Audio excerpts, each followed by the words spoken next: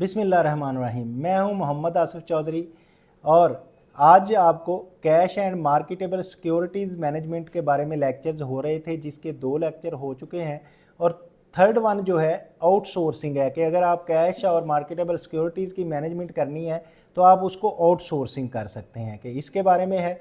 तो उम्मीद है कि इसमें बेनिफिशियल होगा, ये बिजनेसमैन के लिए तो बहुत ज़्यादा बेनिफिशियल होगा। फिर जो स्टूडेंट्स हैं बीएस के, एमएस के, एमफिल के, आईसीएमए के और सीए के, एसीसीए के, वो सारे स्टूडेंट्स के लिए ये बेनिफिशियल होगा। तो जो फाइनेंशियल मैनेजमेंट पढ़ रहे हैं या बिज़नेस फाइनेंस पढ़ रहे हैं तो आप इसके साथ जुड़े रहिए और इसको सीखते रहें। उम्मीद है कि ये सारी चीज़ें, सारी जो इसके कोर्स की आउटलाइन और कोर्स के जो वीडियोज़ हैं सारी, वो इंस्टीट्यूट ऑफ टैक्स प्रोफेशनल्स के यूट्यूब चैनल पे अवेलेबल हैं। तो अब हम बात करते हैं कि आउटसोर्सिंग क्या होती है सिक्योरिटीज़ और कैश मैनेजमेंट की। आउटसोर्सिंग सब contracting a certain business operations and outside the firms instead of doing it in house के बाज़ात आउटसोर्स कर देते हैं बिजनेसेस अपने जो टोटल कैश की कलेक्शन, कैश की डिसबर्समेंट, सिक्योरिटीज़ की कलेक्शन, उसकी डिसबर्समेंट किसी बैंक को बाज़ को दे सकते हैं या किसी और कंपनी को दे सकते हैं कि वो सारा काम बिजनेस की बिहाफ पे वो करेगी। तो इसको आउटसोर्सिंग कहते हैं। तो why might a firm outsource क्यों करती है? Reduce and control the operating cost. तो उस पर ऑपरेटिंग कास्ट क्योंकि अपनी बहुत ज़्यादा आती है तो वो स्पेसिफिक किसी स्पेशल एजेंसी को दे देती है कि वो सारा काम वो करेगा और उससे इनकी कॉस्ट कम आ जाती है। इम्प्रूव कंपनीज फोकस कि अपना कंपनी का फोकस जो है अपने बिजनेस पे इम्प्रूव करने के लिए कर देती है। और freeing resources for the other purpose, और अपने सारे रिसोर्सेज जो हैं इसमें अपने दूसरे पर्पज़ के लिए, जो असल ऑपरेशन है, असल काम कर रहे हैं, उसके लिए लगा देते हैं। तो इसलिए कैश हैंडलिंग को आउटसोर्स कर देते हैं। अब बिजनेस प्रोसेस आउटसोर्सिंग होता क्या है? A form of outsourcing in which the entire business process is handed over the third party service provider के थर्ड पार्टी को हैंड ओवर कर देती की जाती हैं जो सर्विस प्रोवाइडर होते हैं उनको, जो अपनी बिजनेस की जो प्रॉब्लम्स हैं या बिजनेस की जो भी आप चीज़ करना चाहते हैं वो उसको आउटसोर्स कर देते हैं। Entire function such as accounting might be handed over to the business process outsourcing. बाज़ात कई कंपनियां वो अपनी आउटसोर्सिंग अकाउंटिंग भी कर देते हैं। साथ इसमें ये होता है कुछ कंपनीज जो हैं वो अपनी खुद अकाउंटिंग करें तो उनको मुश्किल पड़ती है, उसको कॉस्टली पड़ती है, तो फिर स्पेशल जो अकाउंटिंग फर्म्स हैं उनको कर दी जाती है आउटसोर्स। तो इसके करने से वो, क्योंकि उनका स्पेशल काम होता है, वो उसको सस्ता कर देते हैं अपने उससे करने की बजाय। तो ये भी हो सकता है। Typically found in low labour cost countries, ये ज़्यादातर ऐसे भी होता है कि जैसे लो लेबर कंट्रीज़ में हो रहा होता है कि बहुत से यूरोपियन कंट्रीज़ और अमेरिकन कंट्रीज़ के जो हेड ऑफिस हैं उन्होंने अपने सब ऑफिस एशियन कंट्रीज़ में बनाए हुए हैं कि वो काम उधर से पकड़ते हैं और वो अपना भेज देते हैं इधर एशियन कंट्रीज़ में जहाँ लो कॉस्ट कंट्री है। तो वो काम करते हैं, आप खुद फ़ी वो डॉलरों में लेते हैं और इधर उनको सस्ता पड़ता है। तो आप जो बिज़नेस है उसके लिए भी ईजी है कि वो आउटसोर्स कर दें कि वो उसको लो कास्ट पे वो सारा काम मिल जाता है। Many are owned by the large multinational, जैसे कि मल्टीनेशनल्स हैं उनके पास तो हर मुल्क में उनका काम हो रहा है, तो उनको जहाँ सस्ता पड़ता है उधर वो बंदा उससे काम करवा लेते हैं। कैश बैलेंस टू मेंटेन क्या है? The optimal level of cash should be the larger of, जो आपका ऑप्टिमल कैश है जो आपने इस पोजीशन में रखना है कि मैक्सिमम उसको यूटिलाइज कर लें, तो वो क्या हो सकता है कि आपका लार्जर किससे हो सकता है? Transaction balance required when the cash management is efficient. तो जो आपकी ट्रांजैक्शन बैलेंस होता है, ट्रांजैक्शन करनी होती है, उसको आपका पूरा कर सके, उससे ज़्यादा होना चाहिए वो एफिशिएंट से। The compensating balance requirement for the commercial bank, जहाँ कंपनसेटिंग बैलेंस आपका जो जिधर आपने पे आउट कर रहे हैं तो उसमें भी अनफ होना चाहिए कि आपका चेक और सिक्योरिटी जो है ना वो डिफ़ॉल्ट ना करे और आपके पेमेंट प्रॉपर हो जाए। तो अगर हम इन्वेस्टमेंट इन मार्केटेबल सिक्योरिटीज़ की बात करें, ये हम अक्सर पीछे भी कर रहे थे, तो सिक्योरिटीज़ खरीदें। Note regarding the management of marketable securities की मैनेजमेंट अब कैसे करनी है? तो marketable securities are shown on the balance sheet as a short term investment. तो बैलेंस शीट में हमारी जो शॉर्ट टर्म इन्वेस्टमेंट शो हो रही होती हैं वो हमारी मार्केटेबल सिक्योरिटीज़ होती हैं। तो उनको मैनेज कैसे करना है? कि ये देखें हमारी मार्केटेबल सिक्योरिटीज़ का पोर्टफोलियो, यानी कि कई किस्म की मार्केटेबल सिक्योरिटीज़ हम उसमें मिला लेते हैं। मसलन रेडी कैश सेगमेंट, कुछ हमारा रेडी कैश सेगमेंट हो सकता है जैसे कि आ रहा है, ये हमारा इस तरह से है कि रेडी कैश सेगमेंट है, साथ इसमें हम इसको फ़ौरन जब चाहें आप इसको लिक्विडेट कर सकते हैं, ये रेडी कैश की फॉर्म में होता है। तो optimal balance of the marketable securities held take care of the probable deficiencies in the firm's cash account, कि जो कैश अकाउंट की डेफिशिएंसी हो रही होगी ना, तो वो इस सिक्योरिटी से रेडी कैश सेगमेंट से आप निकाल सकेंगे, जो कि ये आपका मेजर पोर्शन है। तो इसके बाद आपका आ जाएगा कंट्रोलेबल कैश सेगमेंट, जैसे सीज है, ये कंट्रोलेबल सेगमेंट है, ये बड़ा है। Marketable securities held for meeting the controllable knowable outflow such as the taxes and dividend.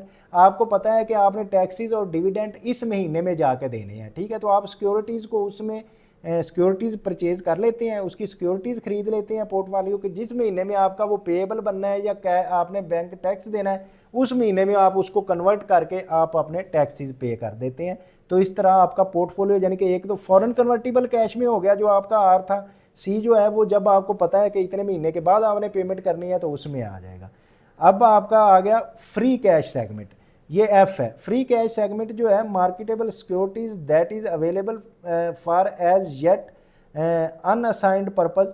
तो आपके पास जो फ्री कैश है तो इसको आपने इसलिए रखा हुआ है कि वो जो मार्केटेबल सिक्योरिटीज सस्ती मिल रही हैं आप उसको लेके रख दिया आपने, आपका वो कैश फ्री है, अब उस पर पैसे आपको आ रहे हैं। तो इस तरह से आपका ये एक पोर्टफोलियो बन गया, आपने डिफरेंट सिक्योरिटीज़ ले ली।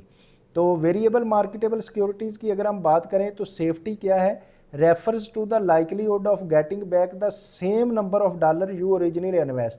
तो सेफ्टी आप इसमें क्या करते हैं, चेक ये रखते हैं कि यार जितने मैं इन्वेस्ट कर रहा हूँ एटलीस्ट इतने तो मुझे वापस आने चाहिए। तो आप इस चीज़ को मद्देनज़र रख के कर रहे होते हैं, वैसे तो ज़्यादा आने चाहिए लेकिन आप उसमें ये सेफ्टी रखते हैं कि जितने कर रहे हैं उतने एटलीस्ट आपको वापस मिल जाएंगे। मार्केटेबल और एबिलिटी और लिक्विडिटी क्या होती है कि आप फ़ौरन जब कैश की फॉर्म में चीज़ों को अपने एसेट्स को लाना है, the ability to sell a significant volume of securities in a short period of time in the secondary market without significant price concession, यानी कि आपको सिग्निफिकेंट प्राइस कंसेशन होने के बगैर आप उन सिक्योरिटीज़ को मार्केट में बेच सकें, कि ये आपका उसमें कैश कम ना हो, उसमें ये नहीं है सस्ता करके तो कोई भी बेच सकता है। तो आपने प्लानिंग ये करनी है जितने की मैंने खरीदी एटलीस्ट इतने की बिके और जब मर्जी मैं चाहूँ बेच लें, बल्कि महंगे बिके तो ये प्रॉफिट तो उस चीज़ में आएगा। तो सेकेंडरी मार्केट में विदाउट सिग्निफिकेंट प्राइस कंसेशन दिए बगैर जो बिक जाती है उसको लिक्विडिटी और मार्केटेबिलिटी कहते हैं। वेरिएबल मार्केट सिक्योरिटीज सेक्शन में अगर हम इंटरेस्ट रेट और यील्ड रिस्क की बात करें कि आपको क्या रेट मिल रहा है, the variability in the market price of the security caused by the change in interest rate, तो ज़ाहिर है वो चेंज होता है, इंटरेस्ट रेट डिफरेंट होता है मार्केट में डिफरेंट चीज़ों का। मैच्योरिटी क्या होती है कि जब refers to the remaining life of the security, कि सिक्योरिटी जब है उसने कब मैच्योर होना है, मतलब बांड जैसे इशू किया है तो बांड ने कब मैच्योर होना है कि उसको आपने पे आउट करना है, या अगर आपने ख़रीदा है तो आपका कब मैच्योर हो रहा है जब आपको पैसे उसके मिल जाएंगे, तो ये भी इसमें है। कॉमन मनी मार्केट इंस्ट्रूमेंट की अगर हम बात करें तो कॉमन मनी मार्केट इंस्ट्रूमेंट जो होते हैं वो मनी मार्केट इंस्ट्रूमेंट है all government securities and short term corporate obligations जो होती हैं उनको हम मार्केटेबल सिक्योरिटीज़ कह रहे हैं। ये आप सिक्योरिटीज़ का भी टॉपिक अच्छी तरह समझ रहे हैं, कैश तो आप समझ रहे थे क्योंकि कैश की बात हो रही थी तो नेट बात थी, अब सिक्योरिटी भी समझ रहे हैं ना साथ, अब वो कर ये चीज़ें समझ रहे हैं। तो हम जो सिक्योरिटीज़ होती हैं कि गवर्नमेंट के बॉन्ड्स होते हैं, कभी आपने देखा होगा बॉन्ड्स इशू गवर्नमेंट कर देती हैं जिसके बदले में आपको जब मर्जी चाहे वो बॉन्ड को जाके बैंक से चेंज करवा लेते हैं। तो ब्रॉडली डिफाइंड अगर हम करें तो ट्रेजरी बिल, टी बिल होते हैं। ट्रेजरी बिल क्या होते हैं, short term non interest bearing obligations of the US treasury issued at the discount and redeemed maturity for useful value minimum $100 amount and $100 increment thereafter। अब जब हम पढ़ रहे थे एक चैप्टर में कि रिस्क मोर रिस्क जो मोर अन, तो हमने सबसे जो अनरिस्की चीज़ थी वो था ट्रेजरी बिल, कि ट्रेजरी बिल आपको गवर्नमेंट डिस्काउंट पे दे देती है, मतलब $100 का है ना, $100 का है, आपको हो सकता है $99 का मिल जाए, तो जब भी आप वापस करके $100 उसके बदले में ले सकते हैं, तो वो सिक्योर होता है, आपको 100 ज़रूर मिलेगा। अब वो कम कितने का मिलता है ये अलग बात है, लेकिन 100 ज़रूर आपको मिल जाएगा। तो ये सेफेस्ट है। अब स्पेक्यूलेशन में अगर जाएंगे तो वो आपका सेफेस्ट नहीं होता, लेकिन हो सकता है उसमें रिटर्न ज़्यादा हो जाए, इसमें रिटर्न कम होगा। तो वो हम जब पढ़ रहे थे more risk more you earn, तो उसमें स्पेक्यूलेशन में मैंने ग्राफ बनाया था। तो ट्रेजरी बिल जो थे सबसे सेफ बात थी हमारी।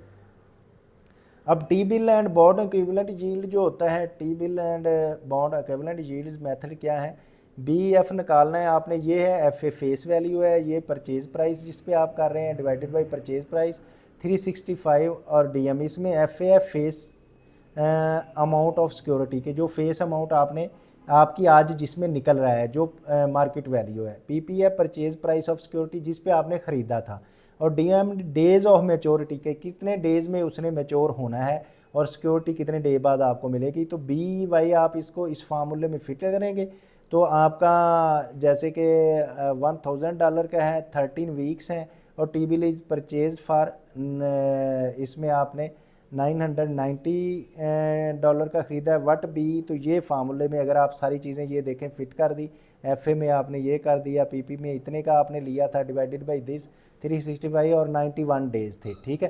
तो आपकी ये आ जाएगी 4.05 आपको परसेंट जो है यील्ड आएगी। तो इसी तरह अगर आपको T bill equivalent annual yield की बात करें मेथड्स की, तो वो भी इसी तरह एनुअल यील्ड निकालनी है। तो बी वाई जो आपने निकाला है उसको इस तरह से डी एम और 365 बाई डी एम -1 करके ये फार्मूला लगाएंगे।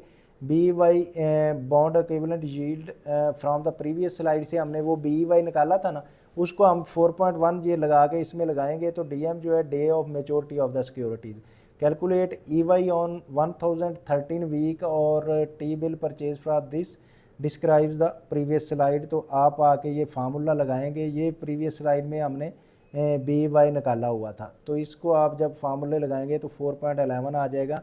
ई ए वाई इक्विवेलेंट एनुअल यील्ड जो उसकी है वो आ जाएगी। तो आप मेच्योरिटी से अपनी वो ले सकते हैं कि कहाँ से आपको यील्ड ज़्यादा आ रही है, कहाँ बेनिफिट कम है, कहाँ बेनिफिट ज़्यादा है, तो वो आपका इधर से आ जाएगा। तो कॉमन मनी मार्केट का इंस्ट्रूमेंट दूसरे की बात करें तो वो है ट्रेजरी नोट। ट्रेजरी नोट क्या है, मीडियम टर्म होते हैं, 2 to 10 ईयर ओरिजिनल मेच्योरिटी। जो ट्रेजरी नोट होते हैं साथ वो 2 से 10 साल तक की उसकी मेच्योरिटी होती है कि आपने ले लिया और 10 साल बाद जाके आपका मेच्योर होगा। शकील आप खरीदते रहते हैं ना। तो इसमें obligation of the US treasury की अगर हम बात करें तो यूएस ट्रेजरी में ट्रेजरी बॉन्ड होते हैं जो long term more than 10 year originally maturity होती है। तो लॉन्ग टर्म होता है जो मोर देन 10 ईयर के होता है। ऑब्लिगेशन ऑफ यूएस ट्रेजरी की ये बात करते हैं। अगर हम रीपरचेज एग्रीमेंट करें, रीपरचेज एग्रीमेंट तो उसमें यह है agreement to buy a security usually treasury bills and resell them at the higher price at the later date. कि हम इससे एग्रीमेंट ये कर लेते हैं कि ये लो यार, ये मैं सिक्योरिटी आपको दे रहा हूँ तो मैं आपसे ज़्यादा में ख़रीद लूँगा। आज मुझे पैसे चाहिए, मैं आपको ये 100 रुपये की चीज़ दे रहा हूँ, तो आप मुझे 2 महीने बाद 110 की वापस कर दीजिएगा। तो ये भी रीपरचेज एग्रीमेंट है। बैंकर्स एक्सेप्टेंस जो होता है short term promissory trade note for which the bank by having accepted them promise to pay the holder of the face value.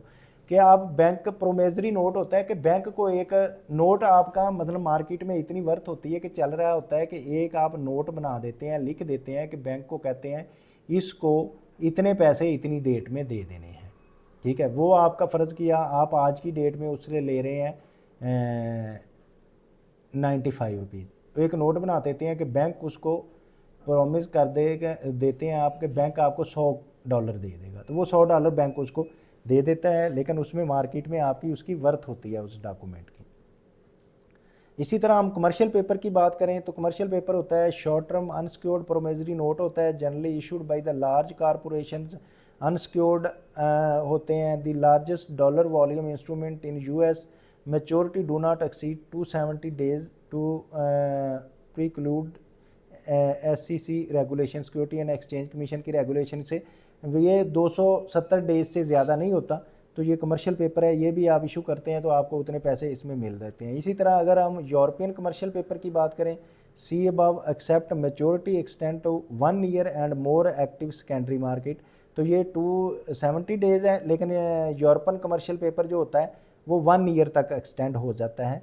तो ये यूरोपियन मार्केट में ज़्यादा है। अगर हम कॉमन मनी मार्केट की बात करें तो फेडरल एजेंसी सिक्योरिटीज़ होती हैं, debt securities issue by the federal agencies and government sponsored enterprises, government sponsor enterprises example FFCB, FNMA, और ये सिक्योरिटी जो है गवर्नमेंट की सिक्योरिटीज़ जो होती हैं, बॉन्ड्स वगैरह होते हैं जो सिक्योर होते हैं।